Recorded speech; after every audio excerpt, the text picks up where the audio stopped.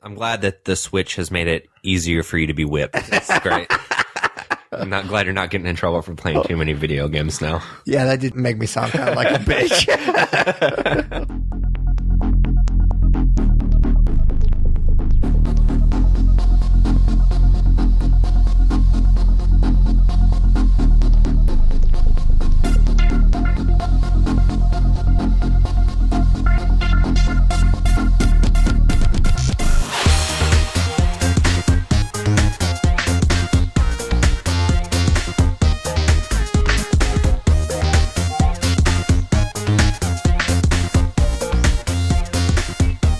Hey guys, welcome to another episode of the Nerd You're Looking For podcast, a weekly nerd culture podcast that discusses nerddom through various segments. My name's Tyler Hunt, and I am alongside my co-host, as always, Pat Kuhn. How's it going, dude? I'm all right. Kind of tired. It's been a long day at work, but I'm excited. Got a 3-day weekend. We're going to go see Kevin Smith on Sunday at the Comedy Attic in Bloomington, so I'm definitely looking forward to that. It seems weird. I'd never seen him before, and then twice in 1 year. I know, it's pretty awesome. I was actually thinking about that earlier today, too, and I'm excited for this one in particular because I believe it's going to be a more intimate setting. Yeah, and it's going to be, I mean, he doesn't really do traditional stand-up, but it's going to be at a comedy club, and it's going to be just him telling stories. Yeah. So it's his version of kind of him doing stand-up. I think I even saw him post the other day about, it wasn't about the show that we're going to, but it's a show in a couple of weeks, and I think he actually used the term doing stand-up. He did. So I am excited about that. It's his Nashville show because I believe they're recording it as well for something. And oh, really? You're right. He did use the term stand-up, and that's the first time I've ever heard him refer to what he does as a type of stand-up. But if you watch some of his shows, like An Evening with Kevin Smith, and that's actually what the show is called that we're going to see. Now, whether or not this becomes another Evening with Kevin Smith Part 3, I think he's at this point, is kind of stand-up. I mean, he does a Q&A, but some of them are just him telling stories, which is all, I mean, other than like some comedians just do the setup punchline, but for the most part, some guys like Mike Birbiglia, who is like my favorite comedian, all he does is sit there and tell stories. I mean, he's great at it. He tells jokes throughout, but that's kind of just what Kevin Smith does anyways. I mean, that's my favorite type of stand-up, is somebody telling a story in a humorous way, and that's exactly what he does in his Evening with Kevin Smith, and that's, I think, why I love his podcast so much, is because that's what his podcasts are for a lot of the time. So I'm definitely pumped for it. Yeah, for sure. So we start each episode by kind of just checking in with each other. We call it What We're Into. So what are you into this week? I'm going to talk about two things very briefly. Neither one should take up too much time. So the first is a TV show that took a bit of a hiatus and just came back on the air for the second half of their third season, and that is The Last Man on Earth. Okay. Have you kept up with this show? No, I'm about, well, you said they're like, they're starting their second part of the third season. Yeah. I'm like halfway through the first part. Okay. So I'm not like super far behind, but when we got rid of DirecTV, we lost some of the stuff that was on our DVR, and I have a way to watch it. I just haven't gotten around to watching the rest of it. Yeah. So unfortunately, it seems like comedies, in the most part, not just Last Man on Earth, it seems like comedies nowadays don't have the lasting power that they used to have. It seems to me that they get stale a lot quicker than they have in the past. And I think of shows like Cheers and what people say about Seinfeld, which I started watching for my New Year resolutions, by the way. Different story. But, you know, sitcoms and half-hour comedies used to go on for seasons and seasons and seasons. And people typically say that they maintain quality. But it seems like nowadays it's kind of harder to do. I think of like Modern Family, which is in its 8th season or something. It's not funny to me anymore. New Girl got old really quick. Yeah, I did. And unfortunately, I was kind of getting a little tired of Last Man on Earth in its 3rd season. While this show does have a lot to course correct going forward, I will say that its return from hiatus was really promising. So that first half of the 3rd season, I was kind of getting tired of, but it kind of started off with a great episode this past Sunday. So this episode in particular, of course, I won't spoil anything too much because Pat is a little behind and I'm sure some of our listeners haven't even watched it or are a little behind as well. It features Kristen Wiig, and it doesn't even hardly include the characters that we've been following for their first 3 seasons. It's kind of like an off story. She's a high class citizen, and it shows her character's experience during the entire outbreak as it starts, and what kind of happens with her throughout it. She ends up in a bunker with her dog, and she's kind of slightly going crazy, and she plays it really well. And things get a little bit dark with her character, but Wig definitely carries the episode and brought a freshness to this 3rd season that it was desperately needing. Towards the end, it does tie into the story of our main characters really well. I won't spoil how it does it, but it does set it up so that her character could possibly show up down the line. And again, it was kind of getting stale for me, which was really disappointing. And then they sprinkle stuff like this in, just offshoot stories and the same kind of thing that they did with Jason Sudeikis and him being in outer space. And it really is a nice break away from the core characters. And I really like seeing other perspectives of what's gone on through this outbreak and, pretty much the eradication of civilization. So I definitely recommend this past episode as being a good one. Yeah, I was really excited about this show when I first heard about it because it's created by Will Arnett, who I think is hilarious. And I thought it was kind of a cool concept, but it's definitely high concept. And once you start a show like that, there's not a further you can go with it because you're already kind of going as far as you can go to start off with. But I feel like, at least from what I've watched, it seems like every time they do get to that point that you're just like, okay, something else has to happen. Yeah. Something else does happen. Like they introduced Jason Sudeikis, like you mentioned, but even that, they didn't right away put him with the group. They gave him a couple of episodes to kind of be by himself and get to the group before they introduced his character. And I love the rivalry between him and Will Arnett at the beginning when he first comes, and it just kind of changes the dynamic of the show. So every time this show starts to get to that point where it's stale, it just shifts. And so I've really enjoyed it. Like I said, I'm looking forward to getting back caught up with it. Yeah, you said you were getting Hulu Plus without the commercials, right? So it's on there. This can I go on? Or that was it. Okay. The second thing, very briefly, is I watched Passengers, which was a movie that came out around Christmas time. And of course, I was going to either see that or Rogue One, and I saw Rogue One multiple times. And I thought that this movie looked okay from the trailers, and then it started getting really bad reviews, and it's like at a 20-something%, I think, on Rotten Tomatoes. And, my interest was piqued enough to watch it. I believe it comes out on streaming and on Blu-ray and stuff next week. That's a quick turnaround. Yeah. And I was really curious why it was getting these poor reviews, and about 15 minutes into the movie, it was a very apparent why. And there's a plot point that they chose to omit from the trailers that I'm not going to spoil, because I'm torn by this. So this plot point it doesn't ruin the movie for me, but it definitely puts a different tone on it than what the trailers lead you to believe.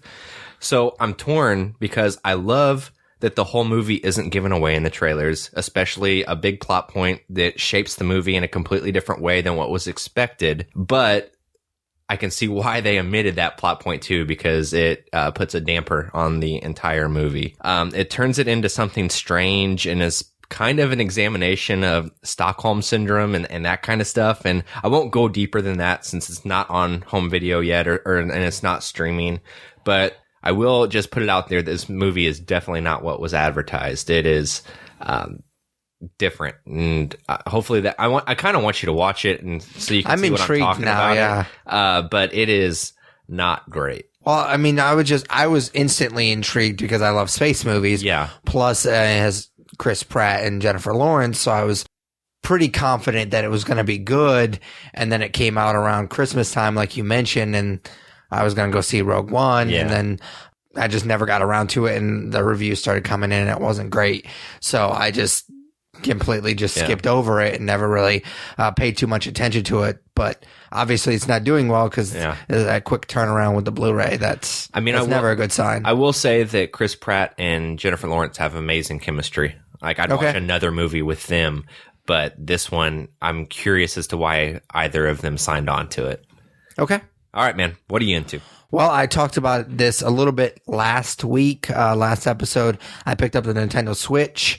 I only have one game for it, Zelda Breath of the Wild. So I'm not really going to talk too much about that particular game because, as many of you guys probably know, those games are really fucking long. I think it took me like 20 hours. I think I put 20 hours in Twilight Princess, and that's not even that much for a Zelda game. So I'm like maybe 10 hours into this game. So I'm like maybe 40%, 30, 40% done with it. Yep. If not that much. So I'm really just going to kind of talk about my experience with the Switch so far. And I know a lot of people have been talking about like, well, is it going to compete with the big boys like Xbox One and PlayStation 4? And I think the easy answer, at least as far as I'm concerned, is no. But I honestly don't think it necessarily has to, because I think Nintendo has done a pretty good job basically since the GameCube, other than maybe Wii U, to kind of carve out its own market. Because when it came out with the Wii, it was almost like it was admitting that it was never going to compete with the others. Yeah. And so it kind of created its own market. I don't want to say casual gamers, because I know some hardcore gamers that had the Wii just because it was different. Plus, it's Nintendo, so you're going to get the Mario games, you're going to get the Zelda games and stuff like that. So I know hardcore gamers that had it, but it also kind of expanded to the more casual gamer. It was more of a party system. Yeah. You'd have I almost said kids. You'd have people over and play like Wii bowling and stuff like that. And that was a lot of fun. So they kind of almost carved out their own market for that. Of course, they went back to the Wii U, and that was a shame because I felt like they were like, okay, well, we have this awesome system, but let's try to put something out that can compete with these other guys. Well, that's not what the Wii was to begin with, and the Wii U failed. But honestly, like the Wii U was the first step to the Switch because it was kind of their first attempt at creating this tablet. Unfortunately, that just didn't work. Now with the Switch, I love it. I mean, I love it so far as being able to sit in the living room and play it while my wife is watching one of her. Tonight it was a stupid British baking show. A lot of times it's Bachelor or Bachelorette or whatever. And so I'm in there, and yeah, we're not necessarily hanging out because I'm playing the game and she's watching her show, but at least we're in the same room together. Yeah. She can talk to me. Probably won't pay too much attention because I'm trying to tame a big motherfucking horse. But yeah, it's just, I like that aspect of it. Now, is it perfect? No, I do have some complaints about it, but most of the complaints that I have are pretty minor, and I'll just kind of run through them real quick. For a console that is trying to create this, basically a console atmosphere or console games on this mobile tablet, I think it's kind of weird that they didn't give you a mobile charger. Like the charger that plugs into the dock is the only charger it gives you, and it's not USB. It's straight to AC adapter, which bothers me. You would think that they would have a USB, like if you get an iPhone, you get a USB. Yeah, you get the box, but you also have the functionality of being able to plug it into a computer or whatever. It's mobile with the tablet. Yeah. So that's a little bit disappointing. Plus, the charging itself is a little junky. Like when you plug it into the dock, there's been several times where I've set it in the dock and it doesn't tell you if it's like set in there well. And so I've literally set it in there, done something else for 2 hours, come back and it not charge at all because I didn't sit it in there enough. But you don't know that because it doesn't click in or anything like that. The Joy-Cons, the little things that click onto the side of the tablet, they are like metal, like the sliders are metal and they click in there. So you know when it's clicked in because it makes that sound. It's actually kind of cool to hear it kind of click in there. So to not do something similar with the charger, I think is disappointing.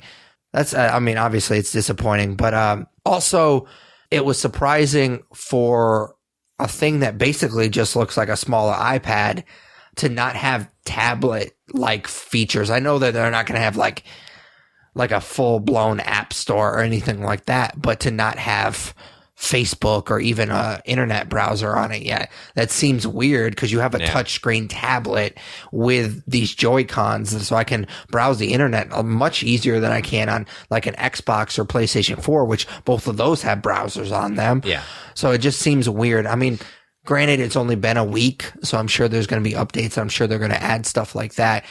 But it doesn't have Netflix. It doesn't have Facebook. It doesn't have an internet browser. So that's a little bit disappointing. But it's still really fun to play. Like I said, it's cool that I can take it to work. I can take it in the living room and play my games. I think it's amazing that it's not full def, high def. I think it's only 720. So it's not full 1080, and I don't think it runs 60 frames per second. I think it's only 30, but it still looks amazing on that small tablet. I think it's crazy that we've gotten to the point where we can play these huge games on a small tablet like that. So it's really fun, and I think some of it obviously has to do with the fact that I love Zelda, and so right now I'm only playing that. So I'm curious to see if there's a game that maybe I'm not as hardcore about that comes out on the Switch and I get, and just to see if it's because it's Zelda or because it's the Switch and Zelda. Yeah. But because I enjoy that feature of being able to sit in the living room and play it while my wife does whatever she's doing, if there are games like that come out with Xbox and Switch, I might consider just getting the Switch version because I have that functionality. Yeah, the Switch is on my radar. It's something that has piqued my interest, but I'm not even close to pulling the trigger on it. So you and I were talking when I got over here that Mario Kart comes out in April, and that'd be a temptation. And of course, whenever they put out another Super Smash Brothers game and then that's out on the Switch, that will also be a really big temptation. So I could see myself getting one down the road. But right now, there's just so much I'm playing on my Xbox, I can't justify it.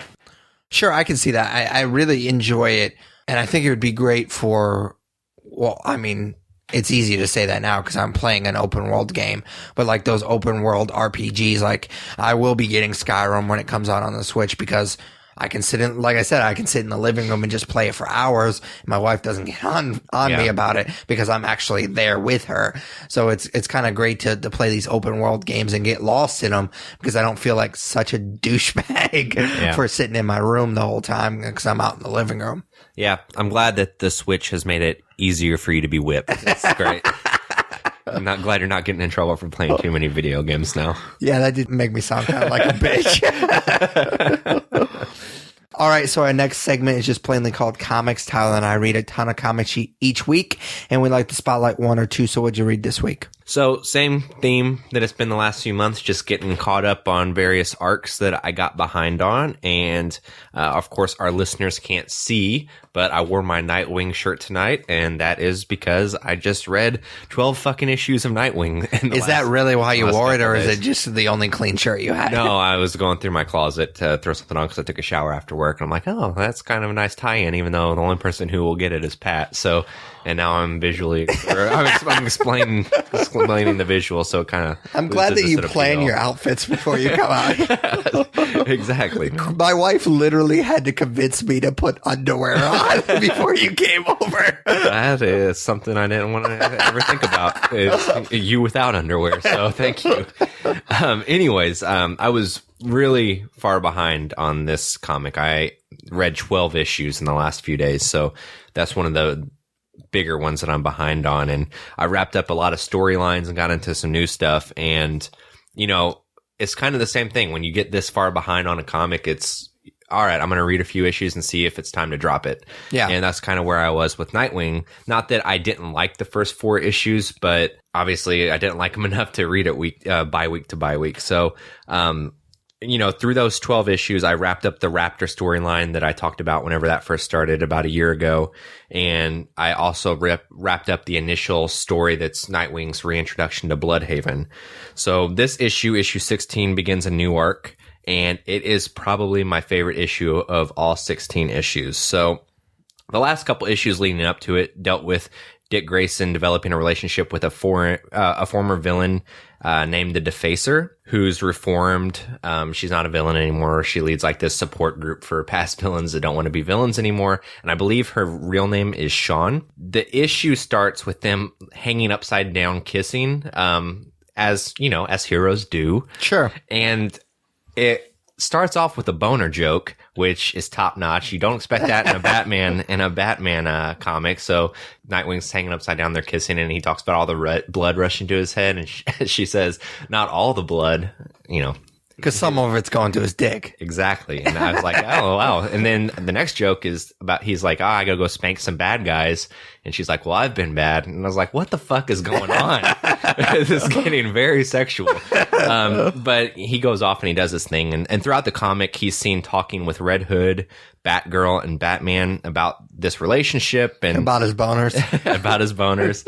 And each of these characters and the Bat family kind of grant different insight into it and puts a unique spin on it. And it's kind of a really cool framing device for this relationship. And then it shows the depth of the Bat family through Nightwing's perspective. But my favorite interaction with another Bat family member is his interaction with Robin, Damian Wayne. So Robin right now is in San Francisco. He's leading the Teen Titans, and for whatever reason, he's just on his phone or whatever, and he's on Twitter, and people are talking about Nightwing and Bloodhaven, and, he's going through these tweets, and people are talking about how Robin sucks and how Nightwing is going to take the mantle of Batman someday because he did it in the past, and it's kind of tongue-in-cheek to some of the stuff that's happened in Batman's history. And Robin is a 13-year-old who carries himself like Ra's al Ghul, and so he gets butthurt that people are saying that Nightwing will one take Batman's mantle, and he travels to Bloodhaven to confront Dick Grayson about it. And he talks shit to him, and their relationship's really hilarious to me because it's kind of like big brother, little brother.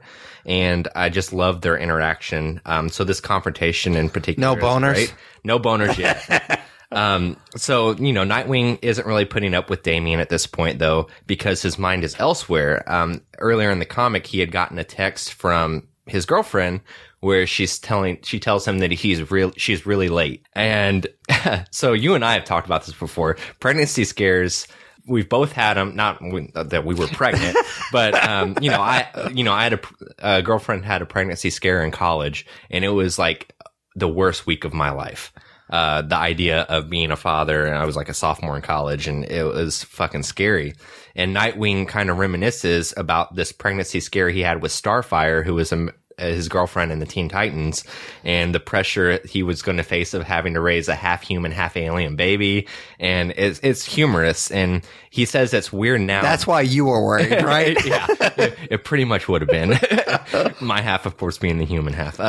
But no, he says it's weird because he's at an age now where people purposely have kids. So it's not necessarily something he's, going to allow himself to dread about. And that's very relatable to me. So like if my wife were to tell me she's pregnant, I don't think I'd be allowed to be scared or to, not want it because I'm almost 28 years old. People my age have kids. It's like, it'd be something I have to deal with. So I definitely love that because it's something I can relate to. And the end of the comic sets up the rest of the arc and teases the villain a little bit, but it's definitely off to an amazing start. And I really hope that Robin hangs around throughout it because, like I said, the relationship between Dick and Damian is hilarious. Yeah, I don't have any interest in reading this book whatsoever. I don't know. It's almost Nightwing has been like reading a Batman book because Nightwing in a lot of ways is the detective that Batman is, but there's humor to it. Sure. Like, there's boner jokes. Yeah, there's boner jokes and pregnancy scares, and it's a different type of Batman story, and I really am digging it a lot more than I expected to. Cool, man. All right, what'd you read? So I read a number one that I was not even aware that was going to be coming out. But I read Man-Thing number one, okay, which is not a character that I am familiar with at all. I kind of stayed away from it, to be honest with you, as a kid, because I just assumed that it was a Swamp Thing ripoff. I actually looked it up because it's ridiculous that they're so similar to one another. I mean, they're similar in design, obviously the name. I looked it up.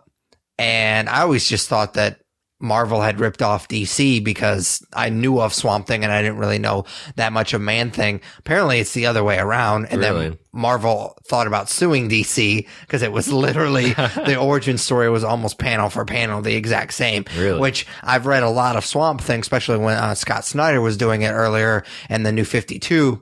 And so I know quite a lot about that particular character. And I was reading this issue and I was like, wait a second. What am I reading right here? Because it was almost exactly the same. Yeah. What actually drew me to this comic is the fact that R.L. Stine wrote it. Oh, yeah. I had seen that. Yeah. And, I mean, Tyler and I have talked about this before. We definitely discussed it when we reviewed Goosebumps. But I didn't learn to read by reading Goosebumps. I kind of learned to love to read by reading Goosebumps.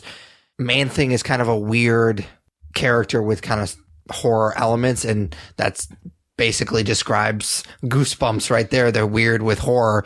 So I think it's a good fit. Unfortunately, there is a saying, and I'm going to use a sports reference, so I apologize to some of our listeners, but there's a saying in college football that if you have two quarterbacks, you have no quarterbacks. And basically the thought process behind that is when these programs have two decent quarterbacks, a lot of times coaches will take them out, switch them out during the game. And so you've basically sucked all the momentum or rhythm you've gotten with your offense by doing that. And I feel like that applies to this particular comic. There was these two storylines in this book, and I just felt like we were watching two completely different stories or reading two completely different stories, and it just sucked all the momentum out of this book. There was this present day story about how superheroes are super popular right now, and then some of them are trying to become movie stars, and Man-Thing moves to Hollywood and tries to become a movie star, and obviously he's just ugly and he smells, and so it just doesn't work. Like, they did a focus group, and it's kind of fun because I love like meta stuff because I love Hollywood and stuff like that, so I appreciate that meta approach to it.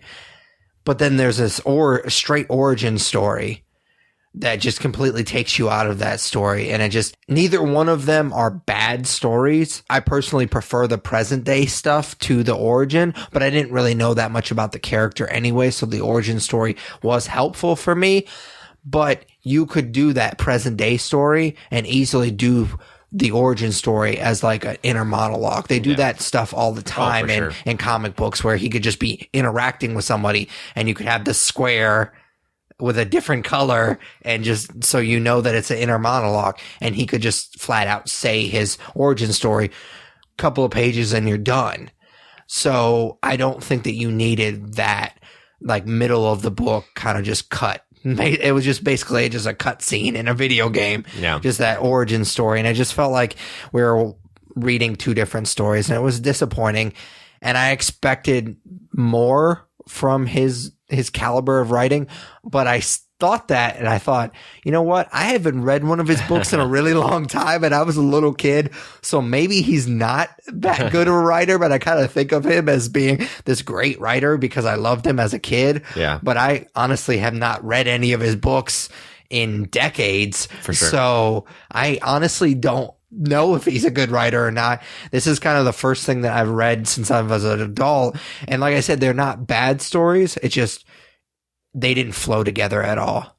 Yeah, maybe kids are just dumb enough to like his writing, and it's actually well, I was dumb enough. Yeah, no, I mean, I was too. We've gone on record, but yeah, I like you. I haven't read his stuff since I was a child, so could be garbage. I don't know.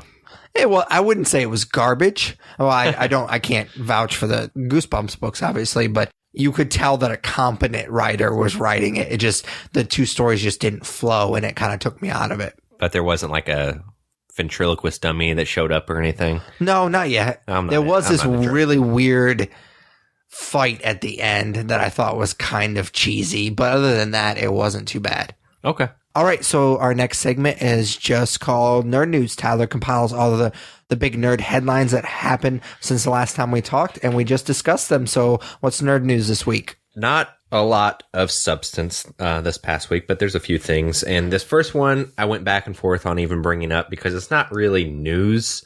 It's just somebody said they'd like to play somebody, and I wouldn't normally touch on that, but I completely support there being a movie with this person playing that character. And that person is Millie Bobby Brown, who played Eleven in Stranger Things. I guess she was at some con recently, and she was asked what character she'd like to play, and she mentioned playing a young Princess Leia if the opportunity were to arise, because she'd like to honor Carrie Fisher and blah, blah, blah. She really did it very political, and it was great. But again, I wouldn't normally bring that stuff up, but I think that is some spot on casting. I think that she looks the part, and she could probably pull it off.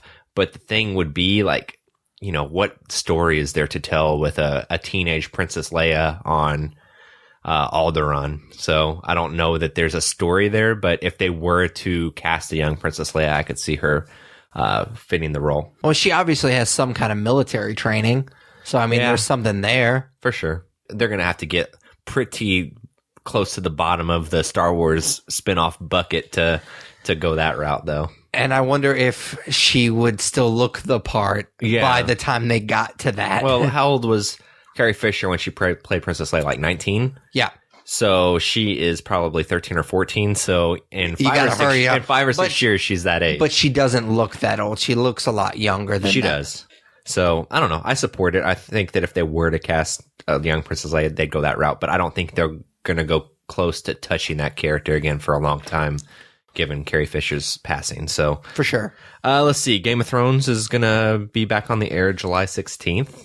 That's exciting. I mean, we knew it was coming, so it's not big news. But they warned us that it was going to be later. But it does suck that we're not seeing new Game of Thrones next month, like it's typically premiered in April, and I believe it's 8 episodes, so that's a bummer too. But again, they told us this in advance. There's no reason to be sad. No, I mean, we had a year to prep for it, so still a bummer. But yeah, for sure. July 16th is the date that's coming back on. Let's see. Domino has been cast for the Deadpool 2 movie, and that person is an actress from Atlanta, which I haven't watched, but I know you brought up on What We're Into at one point. Her name is Zazie Beetz, and I looked at her filmography. That sounds made up. I don't know if that's her God-given name. Or is that a God-given name? Is that what they call it? I don't know. Either way, Zazie Beetz, never seen her in anything, so I don't have an opinion. I'm sure she'll be great. And she won't, like I said last week, outstar Ryan Reynolds, which I'm sure he was looking for. I thought it was really weird how he announced it. Like, it's cute, but it's so hard to read that. Yeah, did you see it? Whenever he posted it, I was like, I don't know what the fuck he's doing, and I just kept scrolling. So, and then of course, somebody smarter than me was like, "Oh, that's a person, and she's obviously playing Domino." But yeah, I didn't. Yeah, he got a little too cute. Yeah, something like that. But yeah, do you remember her from the show or anything? Yeah, I mean, like I said, I haven't finished the season 1. I'm really behind on that show, but yeah, I mean, she has good dynamic with Donald Glover, but he's really good in that show, so it's kind of easy to have good dynamic with him. I have not seen her in anything else, so that's the few episodes I've seen of Atlanta is pretty much all I know of her, but she's good in it. That's good. So this last one isn't necessarily like a news story as far as what we typically talk about, but I felt like I had to bring it up. And I don't know if you've seen this or not, but there is an artist. His name is Andrew Vickers, and he, I guess, lives in the UK. And he made like a paper mache sculpture out of comic books and called it Paperboy. And this sculpture was used, the comics used to make it, he found in the Skip, which I had to look up, which is some kind of weird UK fucking slang for a dumpster. And the comics he used were worth over $20,000. Yeah, I was going to say that's he's playing with fire right there. Yeah, so there was a first appearance of Avengers used within that, along with some other highly sought after comics, and they were worth total over 20 grand, and he tore them apart and paper mache'd them together into some garbage looking fucking sculpture that I know our viewers or our listeners can't see this, but that is the sculpture. It looks like trash. Yeah, it's real bad. I wonder how much he's selling it for. I don't know. I would hope quite a bit to make up for some of that, but he looks like a stinky artist that, I don't know. Let's pump the brakes. You're mad at this one guy. Yeah, I'm gonna take it out on all artists that look like they haven't bathed in 2 years, but no, it's disappointing, but Yeah, it's like you said, you're kind of playing with fire anytime you rip up a comic book. Like, yeah, I mean, if you don't know a lot about it, you don't know what it's worth. Oh, for sure. So, yeah, I just wanted to put that out there. But that is all I have for nerd news, dude. All right, so the next segment is just kind of our main topic. It changes from episode to episode. We're getting kind of into summer movie season. It gets earlier and earlier each year. And so we're going to be reviewing a lot of movies coming up. And this week we're going to review Kong Skull Island, which of course is a reboot of the King Kong franchise.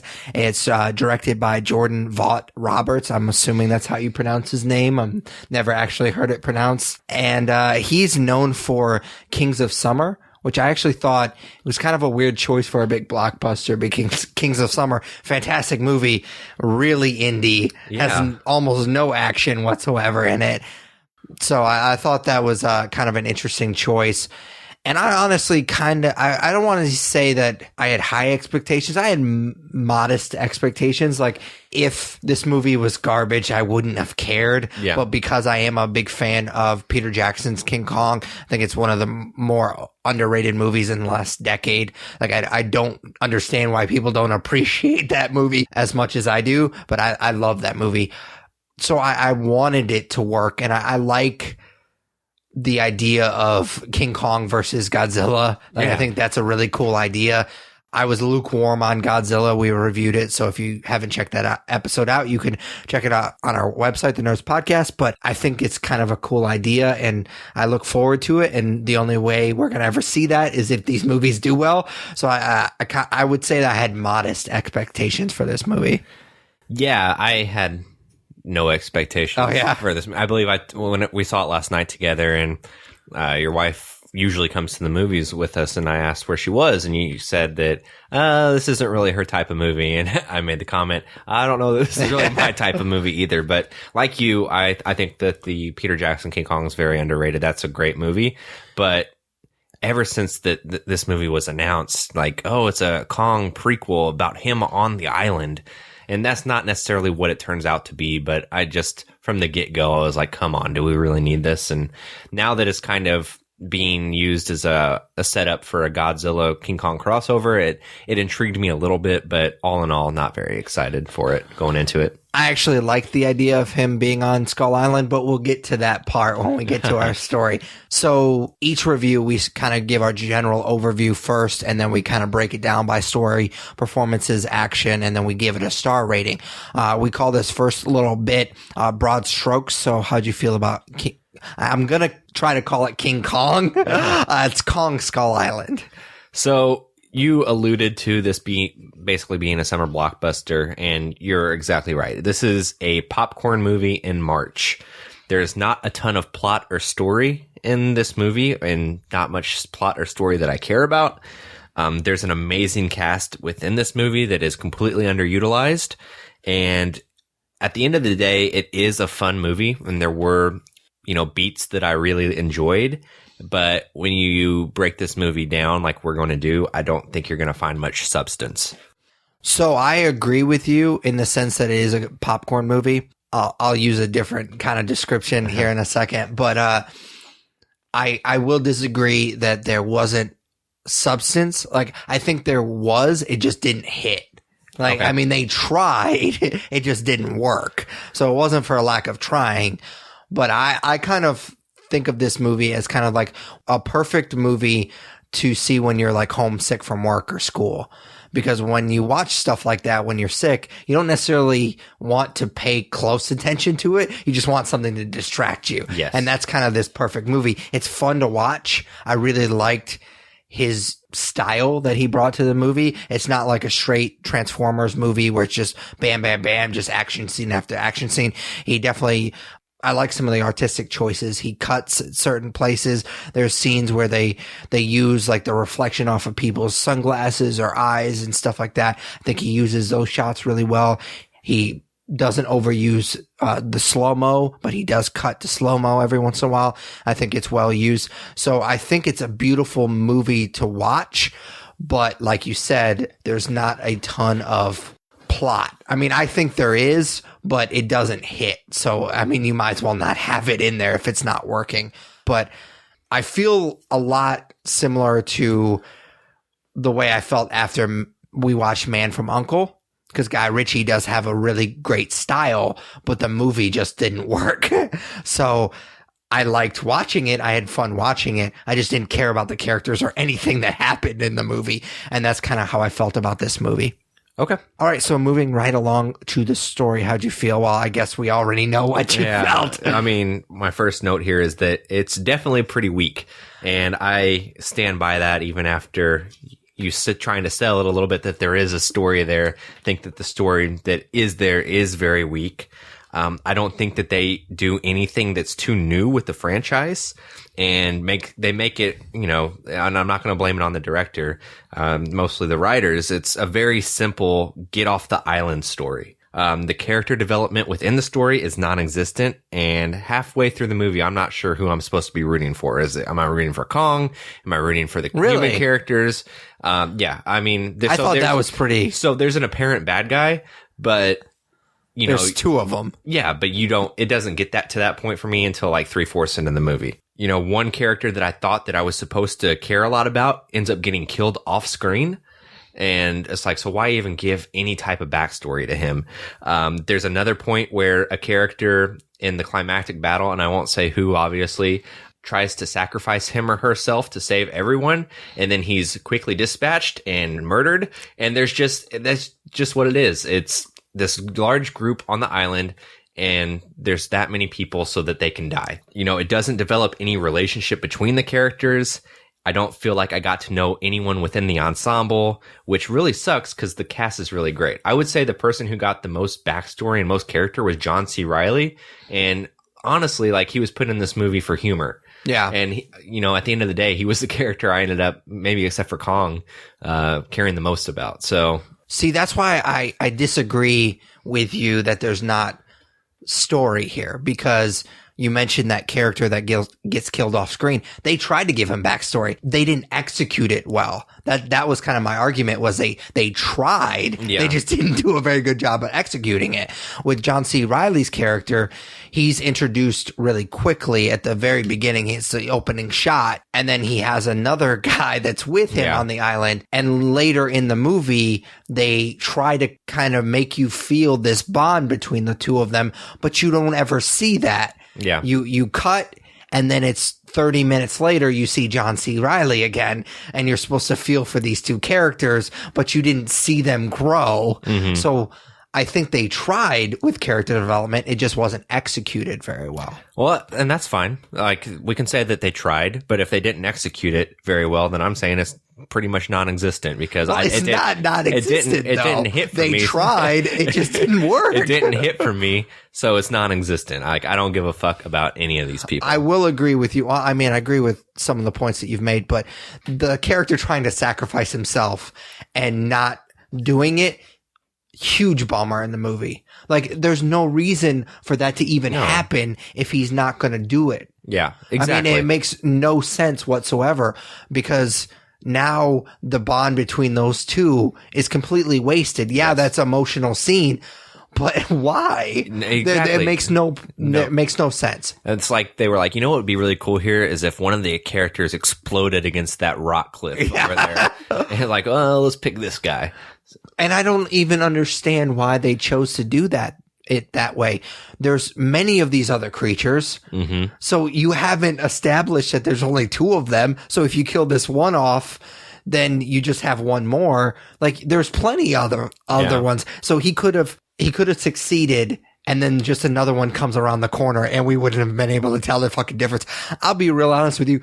Couldn't tell the difference between the supposed big one and the other ones. No, not at all. So that was a little bit distracting. But like I said, I think it's there. I think the character development is there. It just doesn't hit. And that's my problem. And I think I disagree with you that there's not a defined villain. I actually thought the opposite. I thought that it was super, super heavy handed the way they did that. Like, immediately from meeting this person on screen, I knew that I wasn't supposed to root for him. But the thing is, he doesn't do anything villainous until Yes, he does. The climax of the movie. They could literally leave, and because he doesn't want to leave, he is in a position of power to make his men come with him. See, It's a very selfish. I didn't interpret it that way because they're going to send military with these people no matter what because they demanded it. So I figured, but it didn't have to be him. It was a selfish reason for him to want it. He wanted it to be him. See, it didn't hit that way with me.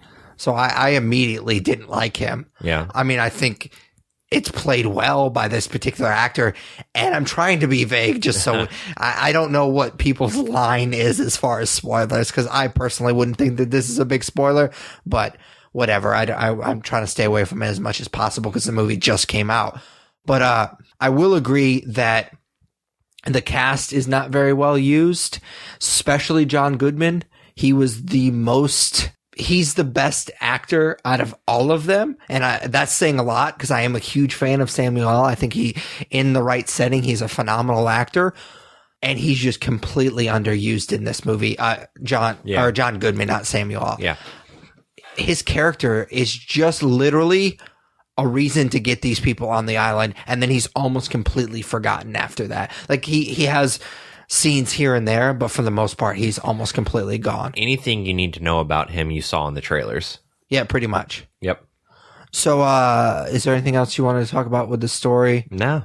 All right. So, performances, we kind of touched on it a little bit. I'm guessing that you didn't really care for the performances? No, I thought the performances were fine. I don't have a single performance complaint. I don't think anyone necessarily phoned it in. You could maybe argue Tom Hiddleston doesn't really do much in this movie. I don't think he was really asked to do much. That's the thing is, you have the best actress from last year and John Goodman and Samuel L. Jackson and Tom Hiddleston and this amazing cast that wasn't asked to do anything. It's just completely underutilized. I can't complain about their performances because there wasn't anything for them to not perform. If that makes sense. They're asked to probably look at a green screen and act scared or act intrigued or, run. And that's basically it. So I'm just surprised. I'm sure there was some kind of mocap that was done. Yeah. I'm just surprised that some of these people signed on to this movie, to be honest with you, especially Brie Larson, this being her first film after winning Best Actress. I think that she was probably signed on before she got that award. But, sure. Yeah, it's just, I wish that they were able to do more. I mean, Naomi Watts did more in the King Kong Peter Jackson movie, just interacting with the ape than, some of these actors were asked to do. Well, in her defense, she was also acting with Andy Serkis, who I think is completely underrated, but that's beside the point. Yeah, I didn't think that they did a bad job. It just, I expected more with the cast. I loved John C. Reilly, even though the comedy felt out of place a little bit. Like they try to fit in jokes where I don't think they necessarily needed to. There's another character in this movie that was kind of comic relief as well. And it just felt weird and forced with that particular character. It was a soldier who just, I didn't think he fit the whole, first of all, I didn't think he fit that he was actually a soldier. And then secondly, I just didn't think his character fit with the other soldiers. So yeah, I thought the cast was definitely underused, but I didn't have a problem with anybody. Exactly. Brie Larson was, I mean, you can't really fault her. Like you said, there wasn't a whole lot for her to do. I didn't really feel the connection with her character in Kong. You just kind of assumed with the classic Kong story that the blonde woman would have that connection with Kong. And that's really, I mean, there's a few scenes here and there and he does save her at one point. Yeah. So I guess that's their version of that type of relationship, but you never really see that. No, like in King Kong, there's so much time of Naomi Watts and Andy Serkis's King Kong, building a relationship. And in this, it's just assumed that, like you said, she's a blonde girl, so he saves her. Maybe he has a fetish for that. I don't know, but he just does it. There's no bonding. Like there's one scene where she's on a cliff and her and Tom Hiddleston and King Kong, have a moment where they stare at each other, but that's hardly enough to set up what happens when he saves her. For sure. So the action is a next segment that we're going to talk about with our review. Yeah. And it's kind of the biggest part. It's the thing that I enjoyed the most in this movie. Now, I don't think any King Kong movie is ever going to live up to that King Kong moment where he's juggling the Tyrannosaurus Rexes. I think that's phenomenal in Peter Jackson's King Kong. But there's some pretty fucking cool moments in this movie. Yeah, absolutely. This is definitely where the popcorn part of it came that was a lot of fun to watch. Like, you talk about turning this movie on when you're doing something else or as background noise or whatever. Like, those are the parts where I would look up and really want to watch this movie, were the action pieces. My favorite, there's some cool Kong monster battles, but I think that my favorite is when the helicopters come to the island. I was just thinking that. And he's just tearing them apart, and that scene is just shot so well. You mentioned the director earlier. He did a great job with that, and those scenes do work really well for me. Yeah, I think he just did a phenomenal job throughout the entire movie, not just with that scene. I just really liked the stylistic way that, like, it wasn't, not to pick on Michael Bay, but I think he deserves to be picked on. It wasn't just like explosions and just fight scenes. I mean, there were fight scenes and there were explosions, but they were done in a more stylistic way. Like, I just appreciated, as a film nerd, some of the shots that he was doing and some of the things that he was trying. And he used slow-mo, but he didn't like absolutely fall in love with it. And so I appreciate that. And they just tried a bunch of different stuff, and I think it worked. Like, I really liked how he just kind of cut it together, the action scenes, and it just made it feel fresh. And then when you did get to the monster scenes where it was a Kong and the monsters, I just felt like I wasn't bored. Like, he didn't overuse the action, because you have a bunch of different types of action in it. There was a moment with an octopus, a giant octopus, that I thought was a little kind of cheesy. But other than that, most of the action was just spot on. Yeah. The one complaint I have is that I think Kong looked really good. I thought some of the CGI on some of the other monsters was a little weak. Like the skull crawlers, and specifically, I thought that the CGI used for those looked like it came from like 10 years ago. I didn't have a problem with the CGI. I didn't like the design. I thought they looked pretty lame. Yeah, I mean, they weren't intimidating to me at all. They look like they're just big lizards, right? Like, yeah, I think you could have done more with them for sure. But I don't know if that's a product of just them not being great creature designers, or if it was not wanting to one up Kong. Like, you have your monster. You don't want to steal the show, so to speak, from your main monster. But I would probably lean towards the fact that they just didn't create them very well, because they just look super, super lame. I will say, again, the octopus scene, that was bad CGI when he was eating it. Yeah. That was really, really bad. Because, I mean, when you look at Kong, I didn't see CGI at all. Like, I thought that looked awesome. But then when he was eating that octopus and he was putting it in his mouth, I was like, that is fucking awful CGI. Yeah. It was really, really bad. I didn't think the monsters looked that bad as far as the CGI is concerned, but the design was really, really poor. Okay. All right. So, star rating. So I just shit on this movie quite a bit. So it might be surprising to hear that I'm going to give it a 3. Okay. Because I think that the action in some of those set pieces are enough, and it being a talented cast to warrant to rewatch. And obviously, if this is on Netflix, I would tell somebody to watch it. So it's not a strong recommendation by any stretch of the imagination, but I did like it enough to recommend it to a certain audience.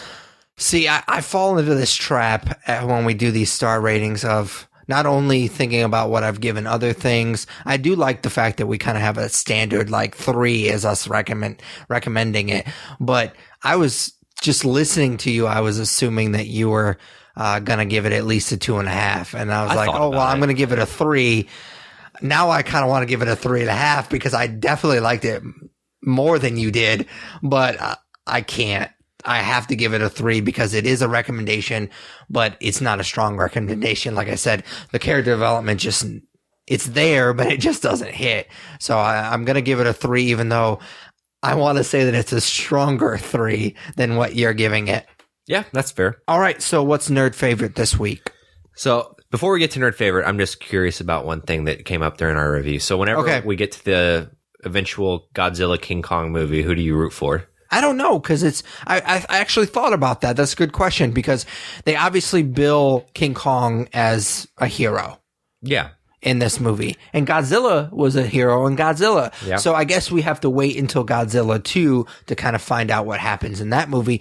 But from what I understand, I haven't watched the classic Godzilla movies. The only thing that I've watched is the Godzilla that just recently came out and that really weird cartoon in the 90s. He was a hero in that, but that was a weird cartoon. But anyways, I don't know. I don't see them making him a monster. I mean, he's a monster, obviously, but I don't see them making him a villain. I'm sure they're going to just make something else and they're going to fight together. Yeah, I think it's going to be the classic, they start off the movie not liking each other. But Batman v Superman. Yeah, exactly. But then at the end, there's a bigger threat that they have to team up against because... Personally, I like the character of King Kong better. Oh, yeah, for sure. But I know Godzilla is obviously huge in Asia, and that's a huge film market. So they're not going to make him this character to hate because that might piss them off, and they might not go see it, and it might not make money. So I'm sure that's what they'll end up doing. For sure. But that's a good question. I was actually thinking about that the other day is if they do it Godzilla versus King Kong, who are we supposed to root for there? Yeah. All right. So on to nerd favorite, I'm just going to stick with the obvious one here and ask you what your favorite monster movie is. And you can interpret that however you want. I kind of like when I decided earlier today, this was the nerd favorite I want to do. I kind of went through a lot of things in my mind. I was like, well, obviously, you say monster movie in the context of King Kong, you think of it as creature movie where something's attacking a city. So you could look at Cloverfield or Godzilla or King Kong, but then the term monster, you could look at the Universal monsters and so on and so forth. So I'm going to go with probably the most obvious answer for me, which was a movie that was on my top 10, and that is The Thing. Okay. Just because that creature, while it's an alien, is definitely a monster. And there's so many scenes within that movie. Of course, I figure it's obvious, but I am talking about John Carpenter's The Thing, not the original or not the sequel or prequel or whatever that was with Mary Elizabeth Winstead, but John Carpenter's. There's so many scenes that show what a monster that is, whether it's like the head walking around with 8 legs or so on, any of the other things like with the dog or whatever. But that movie, what I love about it is it's this creature that's scary, but you never really see it too much because it embodies these other people. And I love the mystery that goes into watching that movie, and especially the first time not knowing who they say they are and who's the monster, and the ambiguity left to the viewer at the end when just the two characters are left. Spoiler alert, I guess, is great. And it's a movie that I can rewatch every Shocktober, if not more often than just Shocktober, and really find something new to appreciate. So definitely for me, The Thing, but there were a lot of movies that ran through my head when I thought about this, because when you break down some of the other options, there are a lot of great monster movies that have been made. Yeah, that would definitely be my choice. That was one of the first things that popped into my head. It's tough because another movie that immediately popped into my head when you said this, and I don't think it necessarily qualifies, is Jaws. I think that qualifies. I mean, a shark's not a monster. Yeah, I mean, it's a big shark. That looks pretty awful. Yeah. But I think I'll actually go with a more conventional pick, and that is Aliens. Oh, yeah. The first one is great. I mean, I love the first one, but it's more of a horror movie, even though it does have still has that monster in it. But Aliens is much more of the action monster movie that you would think of, and it's just phenomenal. I just absolutely love it. Like, I actually, when I was a kid, I used to watch these movies all the time, and I'd watch Alien, and I'd be like, yeah, this is cool, but let's get to Aliens. Like, Aliens is the better one. Yeah. And as much as I do like that movie, it is kind of fun to see just a shit ton of aliens and them just blasting it with that railgun. It's really just a fun monster movie. Have you seen the newest Alien Covenant trailer? No, because I'm trying to stay away from it. Yeah, I mean, well, I've seen the Red Band one because I saw it. What were we seeing? It was just recently. Was it Get Out? Did they show the Red Band trailer? I don't think it was. It was Logan. It was Logan that we saw the Red Band trailer. So I don't know if that's the newest one or not, but I'm completely staying away from the rest of them if I can avoid it. I don't know if I'm going to necessarily go Batman v Superman where I'm closing my eyes during the movies or anything like that. But yeah, I'm going to try to stay away from it. I think I'm going to get to that point where I'm just like, okay, the original trailer is all I'm going to watch. If they come out with a second or third one, I'm going to stay away from those. Yeah, no, I'm got high hopes for that movie, so hopefully it's good. Oh yeah, for sure. All right, so that's it for episode 132 of the Nerds You're Looking For podcast. As always, we really appreciate if you follow us on Twitter and Instagram. They're both at the Nerds Podcast. Like us on Facebook, follow us on Google Plus. Vote for us for our podcast that month at podcastland.com. Comment and subscribe to our YouTube channel, The Nerds You're Looking For. I'm currently making my way slowly through Zelda Breath of the Wild. I'll be doing those videos Tuesday, Thursday, and Friday. Occasionally on Saturday if I need or want to get another video out, but it'll be Tuesday, Thursday, and Friday for sure. You can also check out our new Twitch channel, which Tyler does a weekly stream Monday at 9 p.m. Central. What are you doing right now? Is it still For Honor? Yeah, one of my buddies mentioned playing the newest Ghost Recon game. Okay, cool. I don't have any interest in that because I'm just scratching the surface of For Honor. So I imagine we'll be playing that for the foreseeable future. Does Mass Effect come out soon? I think it might have come out to. Oh, for whatever reason, I thought it came out today, but I was getting my dates mixed up. Have you played any of those games? No. Okay. I'm going to probably jump on with this installment. But yeah, it's a brand new story, so you could jump on. I actually just recently bought all the Mass Effects, and I plan on playing them in the next couple of months. I don't know how long I'm sure they're going to take me forever, so it'll be a slow process, especially with all the Let's Plays that I do with Zelda, and I'll probably do some with Mario Kart and whatnot. But yeah, I plan on getting through those in the next year or so. So hopefully I can play the fourth one soon, I guess. 2018. Yeah, pretty much. But back to our little plugging that I do at the end of each episode. I forgot where I was at. Oh, Twitch. You can subscribe, rate, review us on iTunes, Stitcher Radio, basically any good podcatcher you use. And you can also email us at thenerdyourlooking4@gmail.com. For Patrick Kuhn, Tyler Hunt. we are the Nerds You're Looking For. Take it easy, guys. Later, guys.